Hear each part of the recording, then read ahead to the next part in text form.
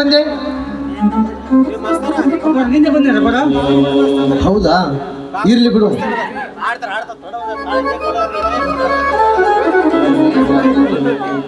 ಅಪ್ಪ ಏನ್ ನೋಡಕತ್ತ ಯಾಕಡೆ ಕಡೆ? ಏನಿಲ್ಲ, ನನ್ನ ಪಾದರಕ್ಷೆಗಳಲ್ಲೆಲ್ಲೇ ಬಿಟ್ಟಾಗಿತ್ತು.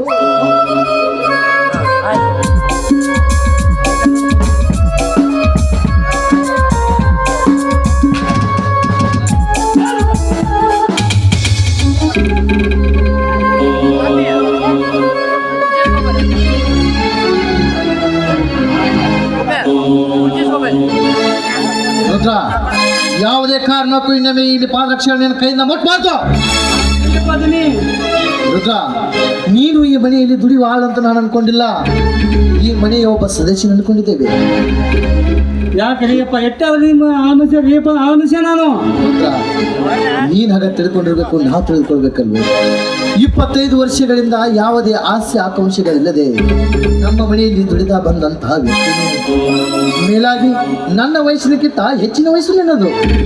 ಇಂಥದ್ರಲ್ಲಿ ನೀವು ಈ ಕೆಲಸ ಮಾಡಲು ನನ್ನ ಮನಸ್ಸು ಖಂಡಿತ ಒಪ್ಪುವುದಿಲ್ಲ ರುದ್ರ.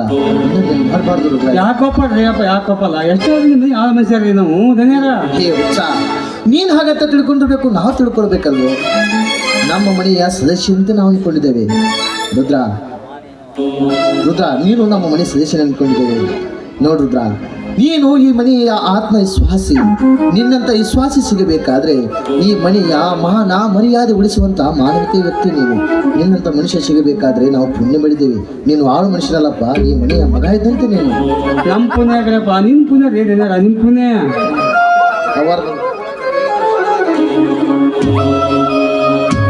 ಅಪ್ಪ ಅವರ ನೋಡ್ರಿ.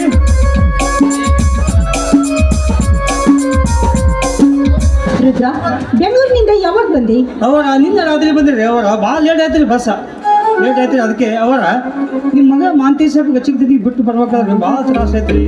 12 ವರ್ಷದ ಕೂಸ. ಅವರ ಭಾಳ ಹಳೆ ಮಾಡ್ತೀರಿ. ಮತ್ತು ನಿಮ್ಮ ತಂಗಿಯಾರೇ ರಂಬಿಸಿ ಮಾಡಿ ಬಿಟ್ಟು ಬಂದ್ರಿ. ಅವರ ರುದ್ರ, ಅವನು ಇನ್ನೂ ಚಿಕ್ಕವನಿದ್ದಾನೆ. ಹೆತ್ತವರೇನು ಬರಿತಿ ಇರಬೇಕಾದ್ರೆ ಸ್ವಲ್ಪ ಸಮಯ ತೆಗೆದುಕೊಳ್ಳುತ್ತೆ. ಅವನು ಓದಿ ವಿದ್ಯಾವಂತನಾಗಲಿ ಅಂತ ತಾನೆ ಅವನನ್ನು ಬೆಂಗಳೂರಿನಲ್ಲಿಟ್ಟದ್ದು. ಹೌದ್ರಿ, ಖಂಡಿತವಾಗಿ. ಅವರ ಈ ಮನೆಗೆ ಚಿಕ್ಕದನಿಗೆ ದೊಡ್ಡದೇ ಆಗೋ ಆಸೆ ರೀ. ಅವರ ಈಗ ಅವರ ಇರುವ ಮಗ ಹೆಣ್ಣಾದ್ರೂ ಅವನೇ, ಗಂಡಾದ್ರೂ ಅವನೇ.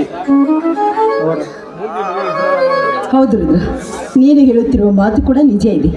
ಯಾಕೆಂದ್ರೆ ನನಗೆ ಈಗಾಗಲೇ ಡಾಕ್ಟರ್ ಹೇಳಿದ್ದಾರೆ, ನಿನಗೆ ಮಕ್ಕಳಾಗೋದಿಲ್ಲ ಅಂತ. ಇರುವನು ಒಬ್ಬನೇ ಒಬ್ಬ ಗಂಡು ಮಗ. ಹೆಣ್ಣಂದ್ರು ಅವನೇ, ಗಂಡಂದ್ರು ಅವನೇ. ಅವನು ಹಾಗೆ ಹುಟ್ಟಿದ ಮಗ ಅಲ್ಲ ರುದ್ರ. 10 ಅಮಾವಾಸ್ಯೆ 9 ಉಪವಾಸವನ್ನು ಮಾಡಿ ಹರಕೆಯನ್ನು ಹೌದಾ? ಹೌದು ಮಾದೇವಿ, ನಿನ್ನ ಹೊಟ್ಟೆಯಿಂದ ಒಂದು ಗಂಡು ಮಗ ಹುಟ್ಟು ಬಂದ್ರೆ, ಈ ಮನೆಗೆ ಭೂಪತಿ ಹುಟ್ಟು ಬಂದ್ರೆ, ಊರಲ್ಲಿರುವ ದೇವರಿಗೆ ತುಪ್ಪದ ಅಭಿಷೇಕ ಮಾಡಿಸಿದಂತ ಹರಕೆ ಹೊತ್ತಿದ್ದ ಈ ನಮ್ಮ ರುದ್ರ. ನೋಡು ಮಾದೇವಿ, ಎಷ್ಟೊಂದು ಅಭಿಮಾನ ರುದ್ರನಿಗೆ.